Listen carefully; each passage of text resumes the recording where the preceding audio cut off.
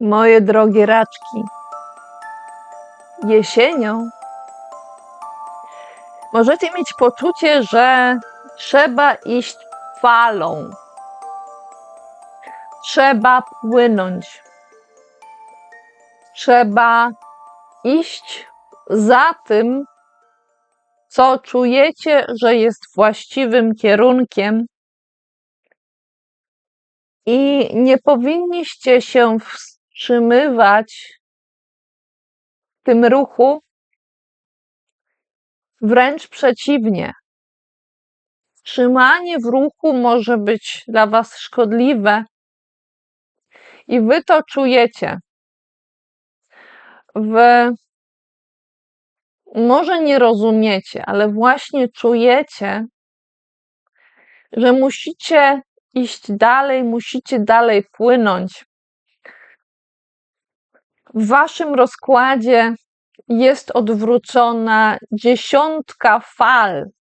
Tutaj nazywana jakby 10 fal, chociaż zwykle mówimy o 10 kielichów. Ale tu mamy fale. Fale, moi drodzy, odwrócone, wywrócone, największe. Nie ma wyższej karty niż 10. Potem są już figury. Także, moi drodzy, macie do czynienia z żywiołem, z potokiem.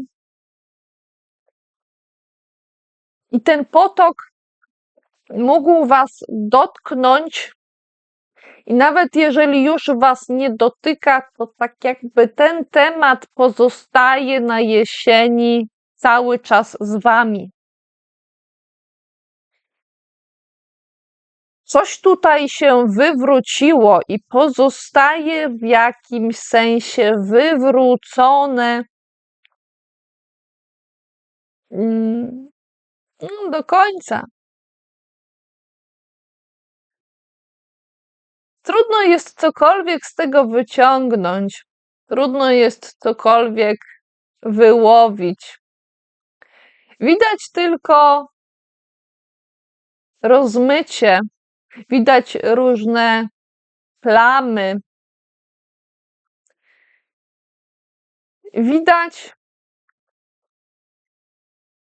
przejścia kolorystyczne w tej samej, czy niespecjalnie różnorodnej gamie barwnej. Moi drodzy, sądzę, że dla wielu raków kwestie związane z powodzią zaznaczyły się mocno, a jeżeli nie dotyczyły nas bezpośrednio, to w jakiś pośredni sposób tak. A nawet jeżeli nie była to dosłownie powódź, to mogła to być powódź bardziej metaforyczna.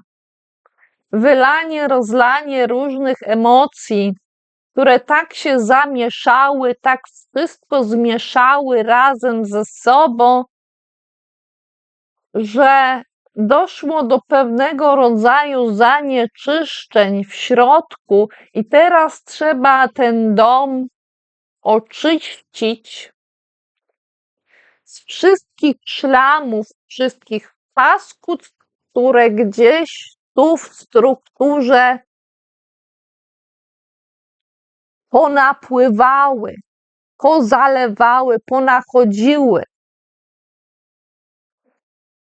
Czymś, co trudno jest złapać i usunąć, coś, co w jakimś sensie nas drażni i swędzi.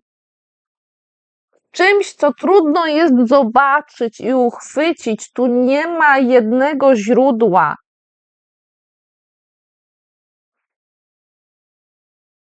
Tu jest już jakiś efekt. Efekt wielu emocji, wielu napływów wody. Woda to emocje. Woda to żywioł. Niektórzy mówią, że Barany są silne, bo walczą, są ogniste, ale skorpiony, jesienią będzie czas skorpiona, są siłą wody, siłą podziemną, siłą źródła. Skorpion jest znakiem wodnym i to jest bardzo silna woda. Wy, raki, jesteście również znakami wodnymi. Możecie płynąć z prądem również, choć łatwiej z prądem płynąć jest rybą. Rybom łatwiej jest płynąć i są w stanie czasem płynąć także w zanieczyszczonej wodzie, ale wy, raki, wolelibyście trzymać się brzegu, trzymać się bliskiego, bezpiecznego miejsca i z niego nie uchodzić, zostawać w nim. Ale pamiętajcie, że raki są w stanie przeżyć tylko w czystej wodzie, w czystych emocjach, w czystych uczuciach. Dla was to jest dobre środowisko. Tam, gdzie woda staje się brudna, gdzie emocje są zamulone, gdzie pojawiają się różne ścieki i niejasności, to nie jest środowisko dla was. Jeżeli dostrzegacie takie środowisko, to powinniście się wycofać z tej przestrzeni, czy przestrzeń tę oczyścić, żebyście mogli w tym świecie, w tej przestrzeni, w tej wodzie żyć. Może trzeba będzie oczyścić jakieś zbiorniki wodne, jakieś przestrzenie, gdzie woda była, gdzie woda jest, gdzie emocje pojawiły się i gdzie te emocje zostawiły ślady wręcz na ścianach, w strukturze. One mogły zniszczyć niejedno, one mogły coś zabrudzić. I możecie też w jakimś sensie wykorzystywać tę wodę również do oczyszczenia tej samej przestrzeni. Drogie raczki, to oczyszczanie, to przywracanie czystości wody, czystości uczuć związane jest ze sprawiedliwością, ale nie z osądem. Ktoś tu staje na wysokości zadania.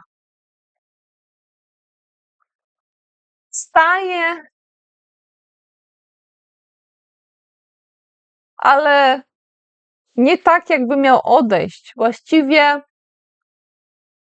opiera się na czymś. Opiera się na wysokiej konstrukcji.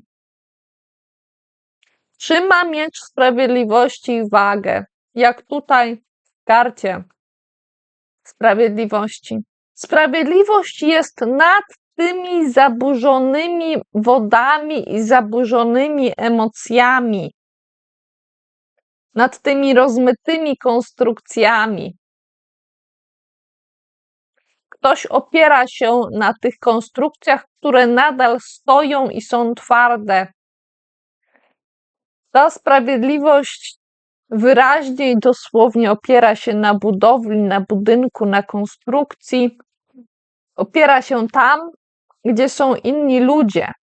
Opiera się na konstrukcji zbudowanej i wypełnionej przez innych ludzi, a jeżeli nie wypełnionej przez innych ludzi, to mogącej zostać wypełnioną innymi ludźmi. I mamy tu do czynienia ze sprawiedliwością, która spogląda z góry na to wszystko. Różne osoby mogą w takiej roli sprawiedliwości występować, ale to może być równie dobrze instytucja, która mieści się w całym budynku, która ma swoją własną dużą siedzibę. To może być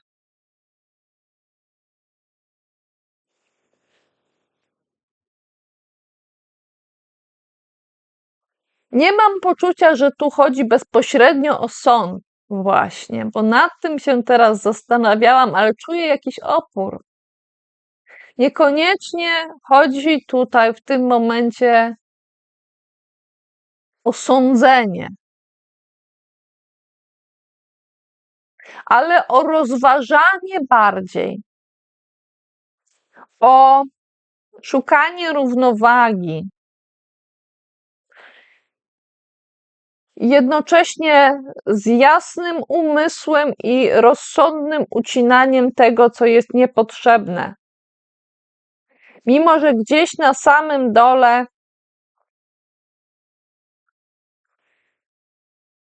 jest burza emocjonalna, jest wicher, jest sztorm emocjonalny, albo już był i teraz odczuwane są skutki, więc jakby on cały czas gdzieś istniał, nawet jeżeli nie istnieje fizycznie, to jakby gdzieś w sferze emocji cały czas był. Sprawiedliwość jest bliska temu, co jest związane z kluczową wartością, która się gdzieś odwróciła i można do niej wracać.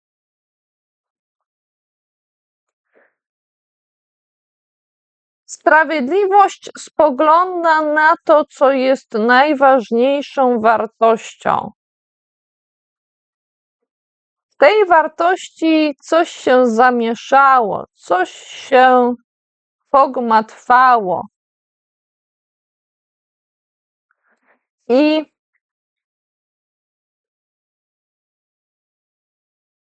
sprawiedliwość na to patrzy. Ja czuję, że sprawiedliwość chciałaby poświęcić uwagę tej wartości. Wartości związanej z zamulonym obrazem podstawowej wartości. Słuchajcie, wartość i jej odwrócenie jest czymś bardzo istotnym dla Was jesienią. Ale nie tylko sprawiedliwość będzie miała na uwadze wartość.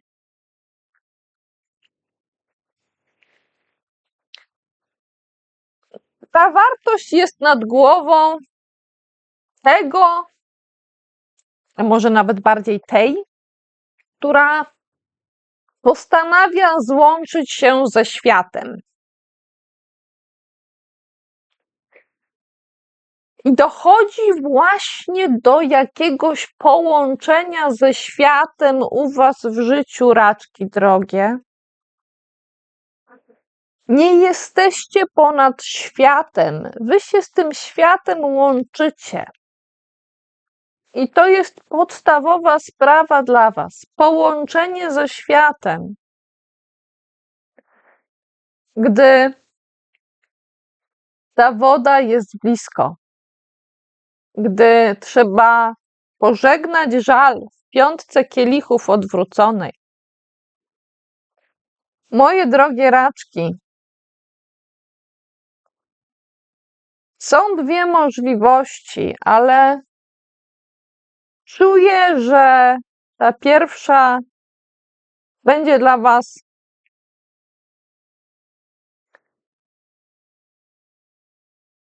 większa, istotniejsza.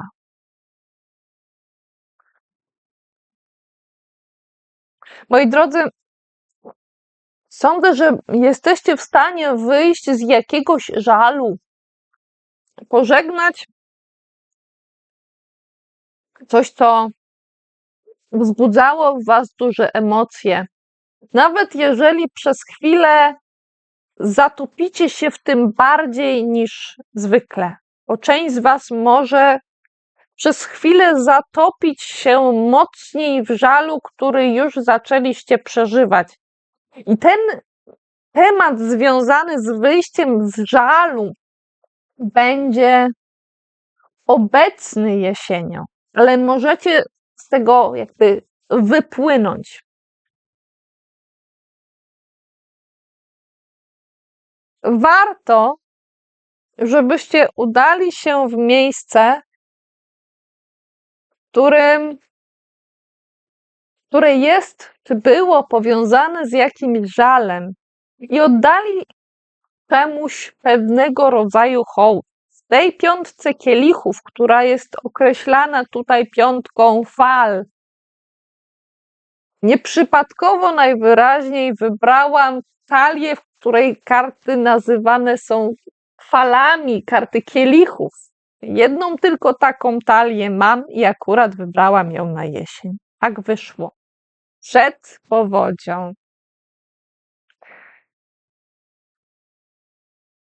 Tak. W razie czego mam daty zdjęć tych kart. Także moi drodzy,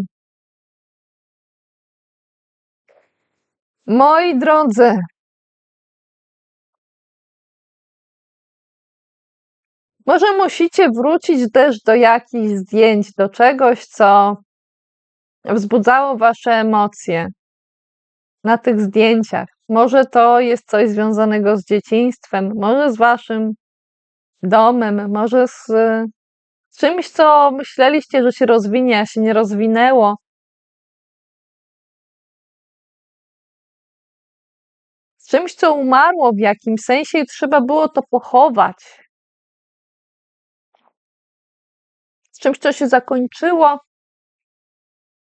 i już tego nie ma, ale wy wracacie na to, w jakieś miejsce, troszeczkę jakbyście szli na cmentarz i dosłownie możecie iść na cmentarz, jeśli chcecie, i tam zakończyć pewien rodzaj żalu. Uwolnić tę piątkę fal, tę piątkę kielichów. I nad tym widać pewne uwolnienie. Moi drodzy, jest tutaj nad tym 7 buław. W tej 7 buław akurat widzimy postać mężczyzny, który ma wytatuowaną na klatce piersiowej miłość.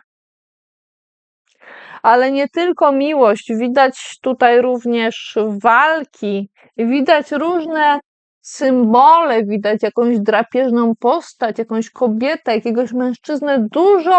Ktoś tutaj dużo wziął na klatę.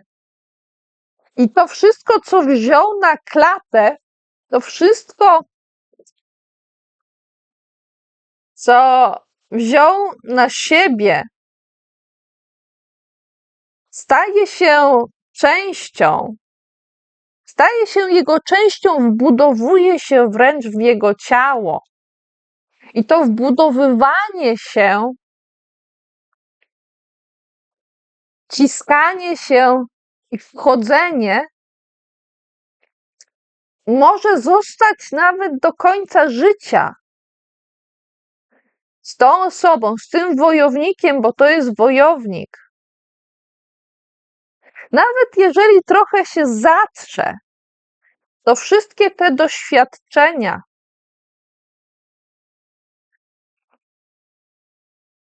mogą być mniej lub bardziej dostrzegalne już do końca, jak tatuaże. Które można zrobić sobie na pamiątkę, albo żeby coś przypominały. Ale czasem, kiedyś tak było, te tatuaże były jako oznaczenie kogoś. Miały być niby powodem do wstydu. Tatuowano przecież też przestępców. Tatuowano niewolników. Tak mniej więcej to do mnie przychodzi. Przestępcy czasem sami się tatuują, na przykład w więzieniach, a ktoś tu usiłuje właśnie otworzyć jakieś więzienie. Ja czuję akurat tym razem w tej karcie i widzę obłoki, widzę chmury za tym człowiekiem. Ten ktoś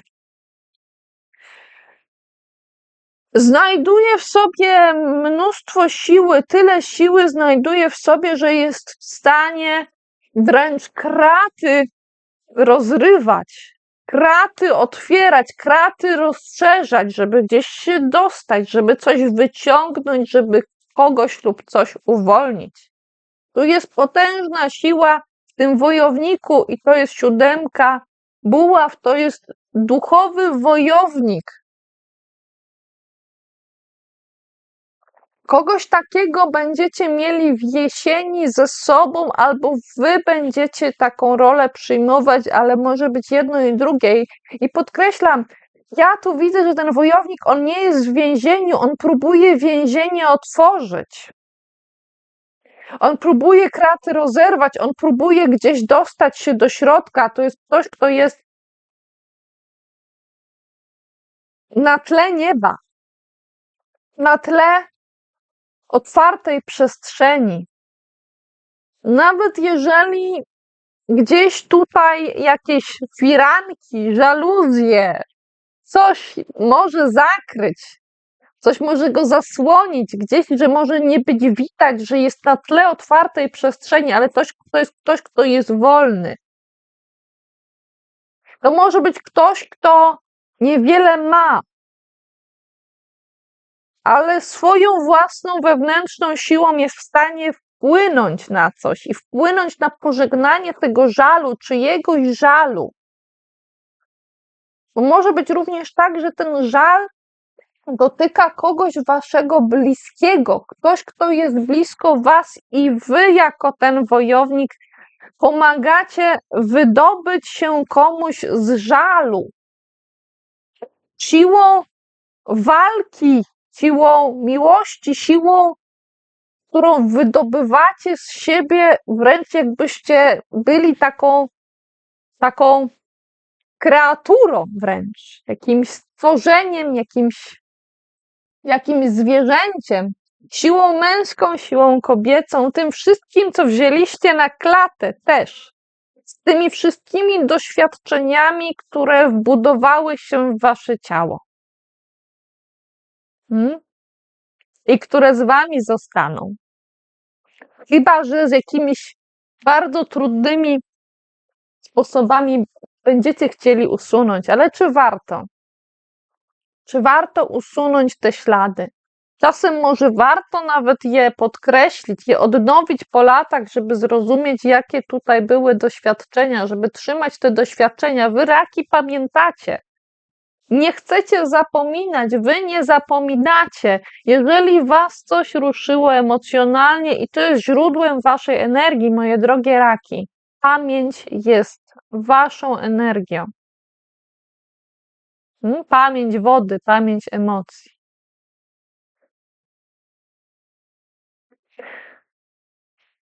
Może tutaj też ujawnić się energia skorpiona w waszym życiu. Energia, uczuciowość, która weszła bardzo głęboko. Mogła wejść boleśnie, zatopić się jak ten tusz z tatuażu i zostać. Doświadczenia te mogły być bolesne. Ja bym powiedziała nie tylko, że mogły, ale były. Tworzenie tatuażu jest bolesne, ale ludzie robią to po coś. W dzisiejszych czasach ludzie robią to w konkretnym celu. I cele te mają trwałość. Tu chodzi o trwałość, moi drodzy. Nikt nie robi tatuażu, żeby on za chwilę zniknął. On ma z nimi zostać do końca. Tu chodzi o coś, o kogoś, o sprawy, które mają zostać do końca z nami. I ten wojownik chce, żeby wiele zostało z nim do końca. Cała klatka piersiowa, wszystkie ręce, wszystko jest oznaczone doświadczeniami, które mają zostać do końca. I mogą być pokazane w momencie, gdy ten ktoś się odsłania, gdy pokazuje swoją klatkę piersiową, pokazuje swoje ręce, pokazuje siebie w działaniu. To nie chodzi o to, co ktoś posiada, o wartości materialne, bo te wartości mogły się gdzieś poodwracać. Wartości materialne nie są siłą tego wojownika tutaj. Siła otwierania więzienia, wydobywania zza krat kogoś lub czegoś, albo jedno i drugie, albo dostawania się do środka. Będę to podkreślać i to będziecie podkreślać, moi drodzy.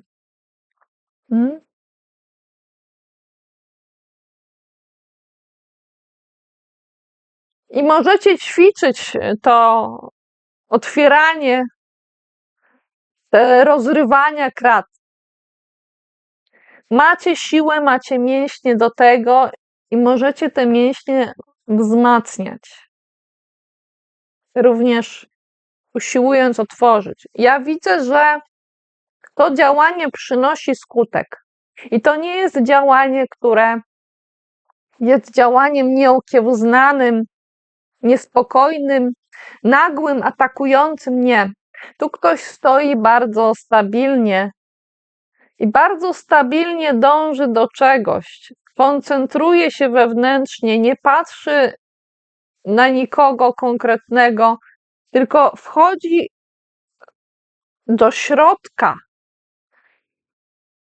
ciebie i wykorzystuje to, co ma w środku i kieruje świadomie swoją energią. Ten wojownik jest dla was bardzo ważny, moi drodzy. Moi drodzy,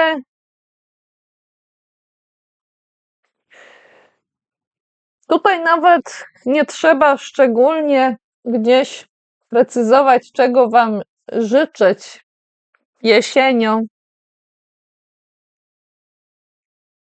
bo widać, że macie bardzo silnego wojownika jesienią tu w swoim życiu. I tylko czekać na to, aż to się ujawni, moi drodzy. Wszystkiego dobrego. Cześć, pa.